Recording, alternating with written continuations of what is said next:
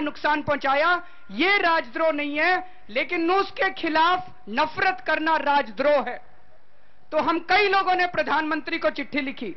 हमने कहा कि हम केंद्र सरकार से तहे दिल से नफरत करते हैं, हम छत्तीसगढ़ सरकार से तहे दिल से नफरत करते हैं, हम कई राज्य सरकारों से तहे दिल से नफरत करते हैं, लेकिन हम भारत से प्यार करते हैं, हम भारत के रहने वाले लोगों से प्यार करते हैं।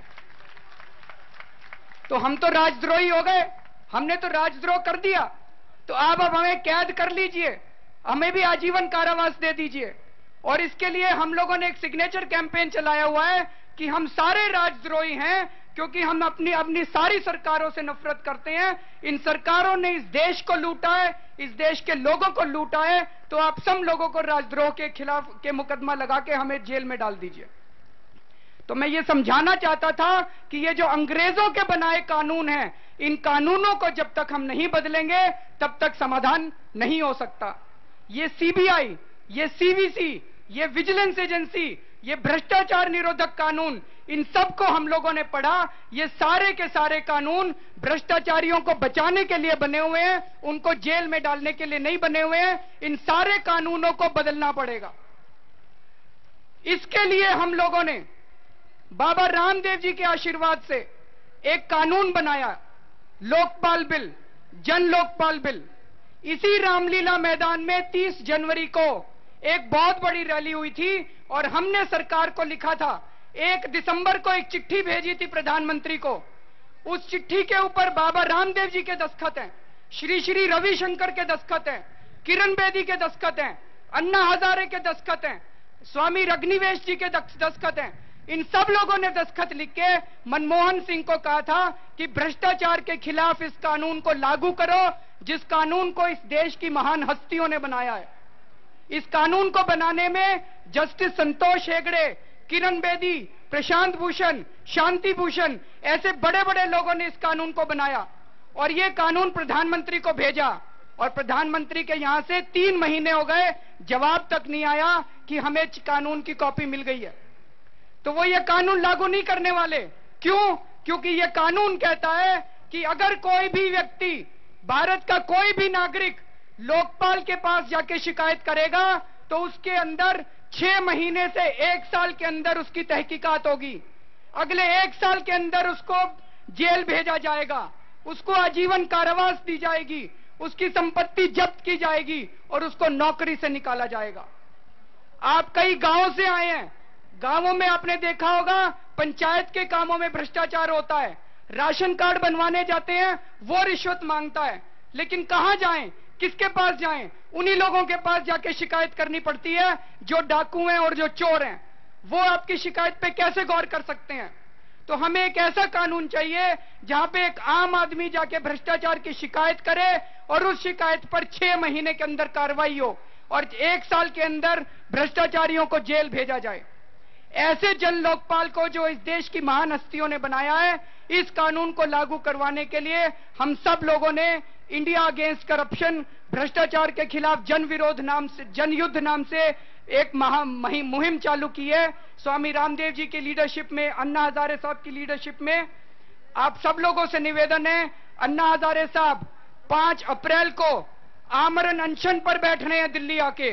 वो आमरण अनशन इसलिए कर रहे हैं ताकि हमारे देश के लोगों को, हमारे बच्चों को एक सुनहरी भविष्य मिल सके और सरकार भ्रष्टाचार के खिलाफ सख्त कानून लागू करने के लिए वचनबद्ध हो।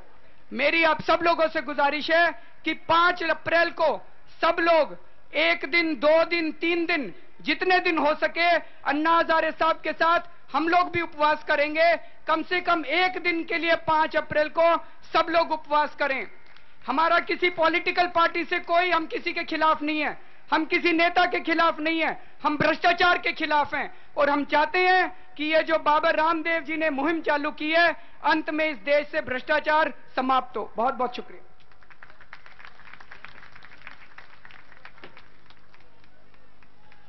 भारत माता की। निश्चित रूप से इस देश की पीड़ा को, इस देश के लिए जीने वाले लोगों से ज्यादा कौन समझ सकता है? इस देश के लिए जीने वाले इस देश के लिए मरने मिटने वाले, इस देश के सम्मान को, गौरव को पूरी दुनिया में गुंजायमान करने वाले ऐसी महान विभूतियां इस मंच पर विराजमान है। उसी क्रम में मैं आमंत्रित कर रहा हूं बहन श्रीमती किरण बेदी जी को। बहन किरण बेदी जी का नाम याद आते ही, नाम बोलते ही एक ऊर्जा, एक जोश, एक पराक्रम सबके हृदय में आ जाता है और एक ईमानदारी का भाव भी छा जाता है। ऐसे वीर, पराक्रमी और ईमानदार और कर्मठ अधिकारी यहां इस देश की प्रथम महिला पुलिस अधिकारी के रूप में भी सब जानते हैं। बहन किरण बेदी जी इस देश को सुंदर बनाने के लिए अपनी शुभकामनाएं देंगे।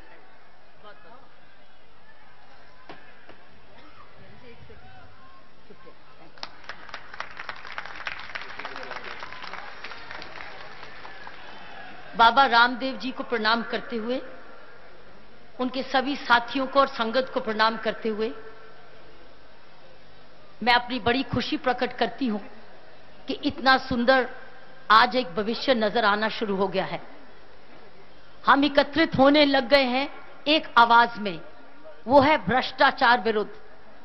इतने साल हो गए भ्रष्टाचार सहते सहते, अन्याय सहते सहते, आज एक आवाज हो रही है। और कितना धन्य है बाबा रामदेव जी की तपस्या का। वो सारे देश में हर दिन हर जगह, चाहे वो पश्चिम है, चाहे पूर्व, चाहे उत्तर है, ये कहीं भी, वो हर जगह अपनी तपस्या लगाते हैं, योग सिखाते हैं, तंदुरुस्ती सिखाते हैं और साथ साथ भ्रष्टाचार विरुद्ध आवाज उठाते हैं। साथियों, अभी तक जो आपने सुना, यही सुन रहे हो कि हमारी समस्याएं क्या क्या हैं। बाबा जी बता रहे हैं अपने अपने लक्ष्य, अपने अपने रास्ते। हम सिर्फ इस वक्त जो अरविंद केजरीवाल ने कहा, मैं उसी बात को आगे ले जाऊंगी और आपको याद कराऊंगी कि जब आप पुलिस स्टेशन में जाते हैं, जब आप थाने में जाते हैं, तो अब आप रिपोर्ट लिखाते हैं, तो अगर थाने में उस रिपोर्ट का कोई कानून ना हो तो क्या पुलिस रिपोर्ट लिखेगी? पुलिस रिपोर्ट नहीं लिखेगी। पुलिस रिपोर्ट लिखने के लिए कानून होता है, नियम होता है, उसके लिए कानून बनाए जाते हैं। और अगर वो पुलिस रिपोर्ट ना लिखे, जैसे कि एफआईआर है, आपको मालूम है एफआईआर है, मान लीजिए एफआईआर का प्रावधान ही ना होता तो क्या आपकी एफआईआर लिखी जाती? अभी भी एफआईआर जब लिखा जाता है तो भी नहीं लिखते, एफआईआर का प्रावधान होते हुए भी नहीं लिखी जाती, जिसको हम प्रथम रिपोर्ट कहते हैं। अगर हमारे पास एफआईआर नहीं है तो हमारा चोरी की रिपोर्ट, कत्ल की रिपोर्ट, धोखे की रिपोर्ट नहीं लिखी जाएगी। इसीलिए हम आज कह रहे हैं हमारे पास बहुत सारी समस्याएं हैं। खासकर आज हम लोग ईमानदारी की बात कर रहे हैं, करप्शन के विरुद्ध बात कर रहे हैं। आज हम मिल रहे हैं एक ऐसे कानून के लिए जिसमें ऐसी व्यवस्थाएं हो जिसमें जो आदमी भ्रष्ट हो, भ्रष्टाचार करे, उसको डर लगे कि वो पकड़ा जाएगा, और ऐसा डर लगे कि पकड़ा गया तो उसको सजा जरूर होगी। इस वक्त डर नहीं है, इस वक्त वो पता है कि वो मैं बचूंगा इसलिए क्योंकि ऐसे रूल्स और कानून है जो उसको सुरक्षित करते हैं। तो साथियों, आज एक आवाज उठाने की बात है। आज कानून की बात हमको दूर दूर तक समझाने की जरूरत क्यों पड़ रही है? क्योंकि कानून की बात हम करते नहीं है। हम अपनी समस्याएं जरूर बोलते हैं, लेकिन साथ साथ कानून को समझते नहीं, कई बारी कानून को पढ़ते नहीं है। हमारे स्कूलों में कानून की किताबों में कानून नहीं लिखा, कानून वही जानते हैं जो लॉ स्कूल में जाते हैं। इसलिए आज हम क्या करने आए हैं यहाँ? हम ऐसा एक कानून मांगने आए हैं जिसमें चाहे वो काला धन है, चाहे वो भ्रष्टाचार विरोधी है, वेल ऐसा कानून हो अगर वो व्यक्ति पकड़ा जाए उस जरूर वो व्यक्ति दंडित हो। तो वो कानून कौन बनाएंगे? अब आप पूछेंगे चलिए कानून बनाते हैं, लेकिन बनाएगा कौन कानून? कानून बनाने वाले ही खुद कई लोग भ्रष्ट हैं। हम लोगों ने जो इंडिया अगेंस्ट करप्शन, जैसे अरविंद केजरीवाल ने बताया, बहुत सारे वकीलों ने, अच्छे बुद्धिजीवियों ने एक कानून बनाया है। हमको उस कानून को समझना है। वो कानून के जो चालक हैं भ्रष्ट लोग नहीं होंगे, ईमानदार लोग होंगे, इंसाफ पसंद लोग होंगे और जल्दी भी फैसला करेंगे। लेकिन ये कानून बनाने हमारी संसद ने, आज हमने एक आवाज उठानी है। अब मेरी बात ध्यान से सुनिए और मेरे साथ आवाज मिलाइए। हमको ये आवाज अपनी पार्लियामेंट तक पहुंचानी है, क्योंकि कानून बनाने वाली हमारी संसद है।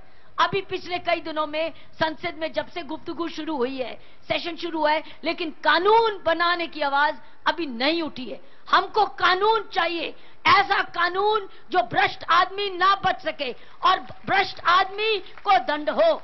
इसलिए कानून बनाना है। आप और मैं पार्लियामेंट में नहीं है, वही लोगों ने जो लोग बैठे हैं, अगर अपने आप को नेक समझते हैं और एक आवाज समझ लीजिए, अगर वो चाहते हैं कि हमारी लाखों की जनता उनको वोट वापस दे, हमको ये प्रश्न पूछना है, हमको आपको वोट किस लिए दें? क्या आप हमारे लिए कानून लाएंगे, हमारे लिए ईमानदारी का कानून लाएंगे तो हम वोट देंगे, नहीं तो आपको वोट नहीं देंगे। आप और मैं इस वक्त पार्लियामेंट में नहीं है, हम कानून नहीं बना सकते। हमारे लिए कानून वही लोग बनाएंगे जिनको हमने वोट दिया था। आज हमारा समूह एक आवाज में मेरे साथ मिलकर कहे, ये पार्लियामेंट कानून पारित करे। बोलिए, ये पार्लियामेंट कानून पारित करे। फिर से बनाओ, ये कानून पार्लियामेंट पारित करे। जन लोकपाल बिल कानून हमारी पार्लियामेंट पास करे। लेकिन ये कानून अभी बना नहीं है। हमने ये आवाज उठाई है कि ये कानून बनाने में आम जनता के लोगों को, जिन्होंने ये कानून ड्राफ्ट किया है, उनको शामिल करें। अभी उनको शामिल नहीं कर रहे। हमारी ये दूसरी आवाज है कि इस कानून बनाने में हमें शामिल करें। बोलो, हमें शामिल करें। बोलो, फिर से बोलो, हमें अगर हमें शामिल करेंगे तो हमारे देश को सही कानून मिलेगा। जब देश को सही कानून मिलेगा तो सही ताकत मिलेगी। जब सही न्याय की ताकत मिलेगी जो दोषी होंगे वो पकड़े जाएंगे। जब दोषी पकड़े जाएंगे तो जो धन उन्होंने चोरी किया है वो धन वापस इस देश को मिलेगा। तो ही हमारे जो बाबा रामदेव जी की मेहनत है वो पूर्ण सफल होगी। मेरे भाइयों, आओ बाबा रामदेव की मेहनत को सफल करें और ऐसा कानून संसद से मांगे जो हम लोगों ने बनाया है, पब्लिक ने मिलकर बनाया है। और हम एक बार फिर से आवाज दें, ये पार्लियामेंट जन लोकपाल बिल पारित करे। फिर से बोलो, ये पार्लियामेंट जन लोकपाल बिल पारित करे। फिर से बोलो, ये पार्लियामेंट जन लोकपाल बिल पारित करे, पारित करे, पारित करे। फिर से बोलो, पारित करे। हाथ उठा के बोले, पारित करे, पारित करे, पारित करे, पारित करे। ये जन लोकपाल बिल पारित करे। तब ये है हमारी आवाज आज संसद तक पहुंचने की। आज इस मीटिंग के बाद जब बाबा रामदेव जी के नेतृत्व में आप राष्ट्रपति जी को मिलने जाएंगे, यही कहेंगे, ये जन लोकपाल बिल ये संसद पारित करे, पारित करे, पारित करे। फिर से बोलो, पारित करे, पारित करे। और अगर अगली बारी हमसे वोट लेना है, हम उसी को वोट देंगे जिसने पारित किया, पारित किया, पारित किया। फिर से बोलो, पारित किया, पारित किया, पारित किया। जय हिंद। इस देश में जनता की सरकार हो, जनता की आवाज आपकी सरकार, उसके लिए जरूरी है जन लोकपाल।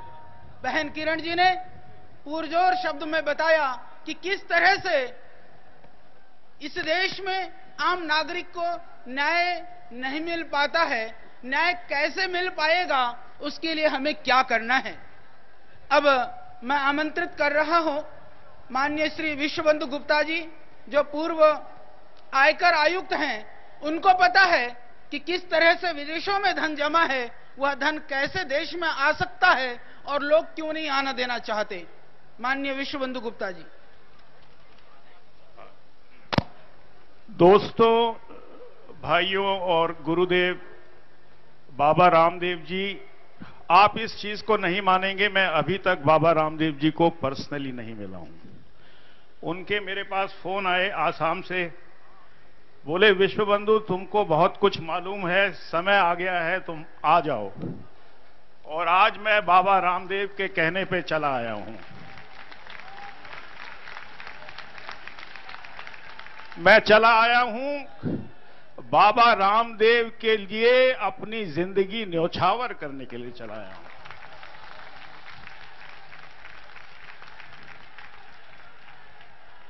मैं नहीं चाहता मेरे मरने के बाद, क्योंकि ये जीवन भगवान का दिया हुआ है,